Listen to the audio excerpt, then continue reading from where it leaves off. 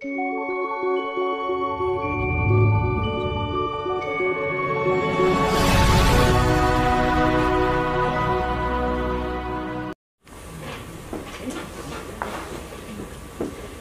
हामी कार्यक्रमको अन्तिम चरणमा गएका छौँ।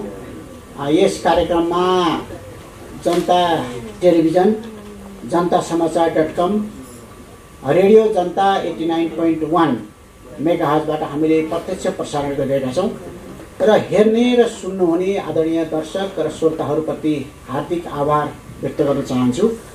त्यसैगरी यो सिङ्गो संस्था नेपाल मानवीय यौनिकता अध्ययन संस्थानको सिङ्गो टिम, जनता प्रसारण तथा प्रकाशन लिमिटेडको सिङ्गो टिम, जसले यो कार्यक्रम सम्पन्न गर्न महत्त्वपूर्ण भूमिका खेल्नुभयो, उहाँहरूप्रति पनि हार्दिक आभार व्यक्त गर्न चाहन्छु। म यो सञ्चालकको हैसियतले यो जनता टेलिभिजनको समाचार प्रमुख टङ्क पन्तको तर्फबाट पनि हार्दिक आभार व्यक्त गर्न चाहन्छु र नेपाल मानवीय यौनिकता अध्ययन संस्थानका अध्यक्ष एवं संविधान सभाका सदस्य प्रोफेसर डाक्टर सुबोध कुमार पोखरेलज्यूलाई, कार्यक्रममा उपस्थित प्रमुख अतिथि, विशिष्ट अतिथि र यहाँहरू विशिष्ट सबै अतिथिहरूलाई धन्यवाद सहित आफ्नो मन्तव्य राखेर यो कार्यक्रमलाई अगाडि बढाइदिनु हुन र समापन पनि उहाँले गर्नुहुनेछ, त्यसका लागि हार्दिक अनुरोध गर्दछु। प्रोफेसर डाक्टर सुबोध कुमार पोखरेलज्यू। हाम्रो कार्यक्रमका कोअर्डिनेटर तरुण पौडेलज्यू, उहाँलाई मैले विशेष सम्झिन चाहेँ किनभने उहाँको ठुलो योगदान छ। म लगभग एक्लै थिएँ, एक्लै सङ्घर्ष गर्दैछु। त्यतिखेर उहाँले आएर एउटा करिकुलम तयारीमा सहयोग गर्नुभयो। कार्यक्रमको कोअर्डिनेटरको हैसियतले पनि उहाँले काम गर्दै हुनुहुन्छ, सल्लाह गर्दै, अध्ययन गर्दै, विदेशका मोडेलहरू पनि फलो गर्दै, विभिन्न ठाउँसँग सम्पर्क राखेर देश विदेशमा सहकार्य गर्ने भावनाका साथ हामी अघि लागेका छौँ। अब मैले साथी पाएको छु भन्ने मिथिल गरेको छु। उहाँ साथी पनि मेरो क्लासमेट पनि हो। चिकित्सा शास्त्र अध्ययन संस्थानमा सर्टिफिकेट लेभल अध्ययन गर्दाखेरि उहाँहरू म सँगै पढेका थियौँ। आज सबभन्दा गौरवान्वित नेपाल इन्स्टिच्युट अफ ह्युमन सेक्सुअलिटीबाट छ मञ्चमा आसीन सुनामधन्य व्यक्तित्वहरूको त उपस्थिति त अत्यन्त महत्त्वपूर्ण छँदैछ। उहाँहरू सबैले जुन किसिमले हामीलाई निर्देशन भनौँ सल्लाह दिनुभएको छ, एक किसिमले निर्देशन आफ्नो उपस्थितिले मायाले भनेको कुरा निर्देशनहरू पनि हो, त्यसलाई म निर्देशनको रूपमा पनि दिन्छु। आफ्नो निर्देशनहरू पनि दिनुभएको छ मन्त्रीज्यू। साँच्चै भन्ने नै आज उहाँले मलाई भन्नुभएको थियो, तपाईँ बाहेक अरू कसैले बोलाएको भए आज म जान असमर्थ हुन्थेँ। तपाईँ संविधान सभाको साथी, तपाईँले बोलाएको ठाउँमा म नआएर कसरी हुन्छ भने उहाँले आफैले समय पनि दिनुभएको थियो। झन् मैले यहाँ सरी भन्नु पर्ला जस्तो अवस्था भएको थियो। मेरो भाइ र म सँगै गएर सुदेव पोखरेल म सँगै गएर निमन्त्रणा गरेको। उहाँले हुन्छ भनेको साक्षी मात्रै छ, अरू कोही छैन। त्यस कारणले गर्दाखेरि तर आउनुभयो, म खुसी छु। यहाँ नेपाल हेल्थ प्रोफेसनल काउन्सिलको अध्यक्षज्यू पनि आउनुभएको थियो। हामीले यहाँ कार्यक्रमहरूको गर्दै जाँदा उहाँलाई आसन ग्रहण गराउन भनेर लाग्दै पहिलो चरणमा गर्न सकिएन। पछि डाक्टर चोपडा डाक्टर साहबले मलाई सम्झाउनु भयो। सम्झाएर म गराउनलाई उद्घोषक महोदयलाई अनुरोध गर्न लागेकै थिएँ।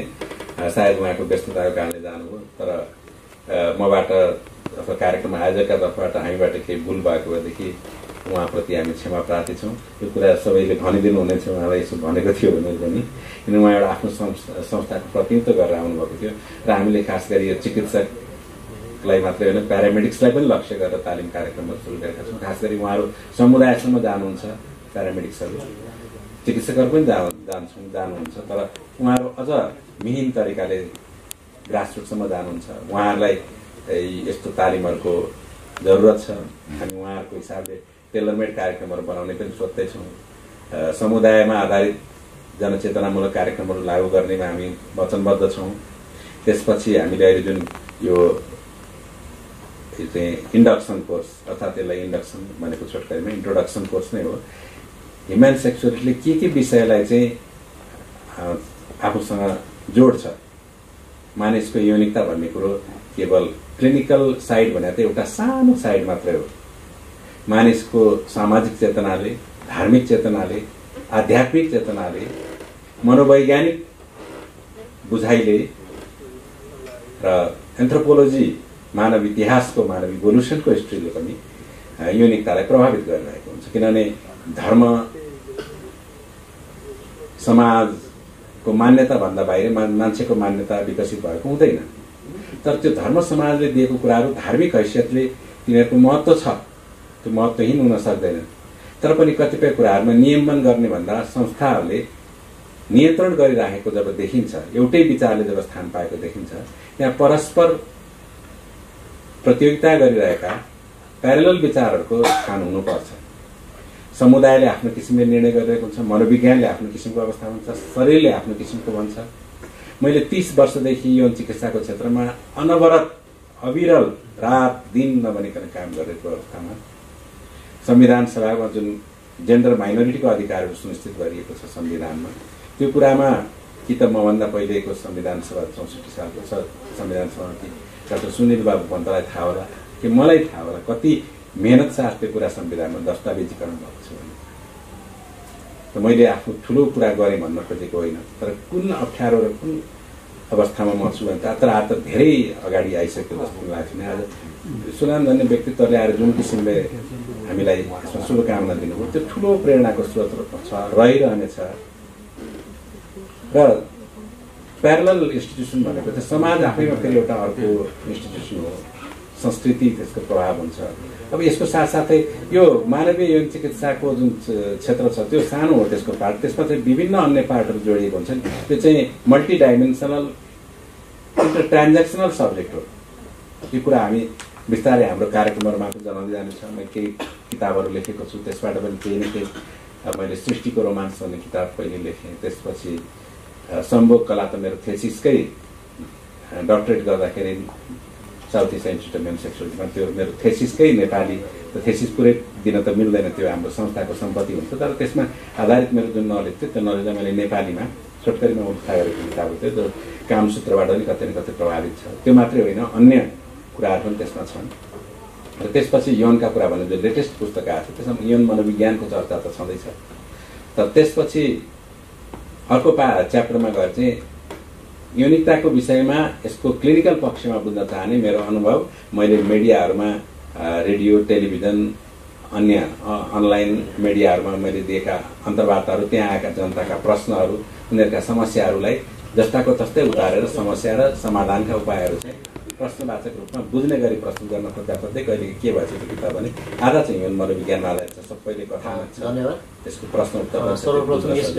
दोस्रो हाफ चाहिँ कतै न कतै यो ट्रेनिङको लागि पनि लेखिएको हो, फेरि जनसमुदायको लागि पनि लेखिएको। त्यो ठुलो लेसन हामीलाई के भएको छ भने त्यसमा अझै प्रष्ट भएर जनसमुदायले जाने कुराहरू एउटा स्तरबाट, एउटा भाषिक लेभलबाट जानु पर्यो। अनि ट्रेनिङ जसलाई हामी दिन्छौँ मेडिकल प्यारामेडिक्सहरूलाई, अनि त्यसपछि गएर ब्याचलरका स्टुडेन्टहरू मेडिकल प्रोग्रामका, त्यसमा मेडिकल प्रोग्राम भन्दा फेरि हामीले integrated approach to clinical human sexuality भन्ने एउटा च्याप्टर छ हामीले यस ट्रेनिङमा।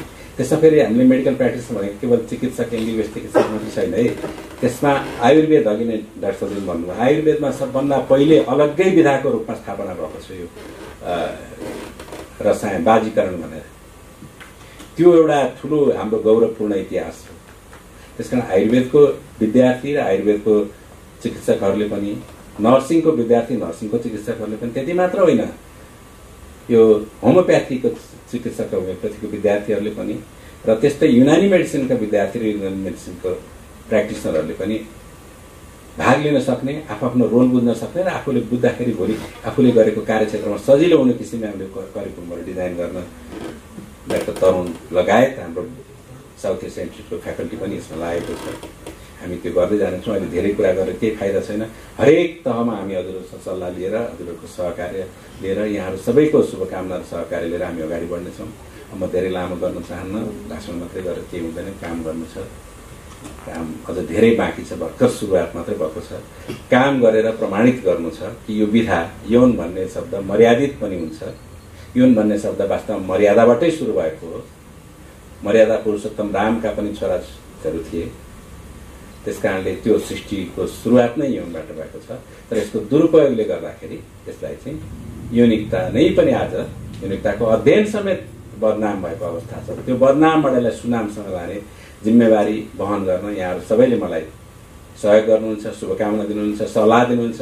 हाम्रो कोर्समा मेडिकल नन मेडिकल सबै मान्छेले आज र भोलि फ्री गरिएको कारण यो हो कि फ्री त सबै यो कोर्स चाहिँ अहिले यो कोर्स चाहिँ फ्री छ, तर हामीले 101 रुपियाँको दर्ता शुल्क, खालि नाम दर्ता शुल्क पर्सिदेखि किन यसमा राख्छौँ भनेदेखि त्यो 101ले चाहिँ हामीलाई त्यो 101 रुपियाँ तिरेको कारणले चाहिँ उहाँहरू हाम्रोमा दर्ता हुनुहुन्छ, हामीलाई थाहा पनि हुन्छ, सिरियस मान्छेहरूले दर्ता गर्छन्। त्यो गरेपछि उहाँहरूले फेरि फिडब्याक हामीले पनि दिन पाउँछौँ, उहाँहरूलाई पनि हामीले फिडब्याक केही फलो गर्न सक्छौँ भनेर त्यो 101 रुपियाँ चाहिँ पर्सिदेखि हाम्रो त्यो वेबसाइटमा गेटवेमा कोर्स सेलेक्सन गरेपछि त्यो कोर्स पढ्नलाई नै 101 रुपियाँ तिर्नुपर्छ। त्यसपछि त्यो कोर्सभरि केही तिर्नु पर्दैन।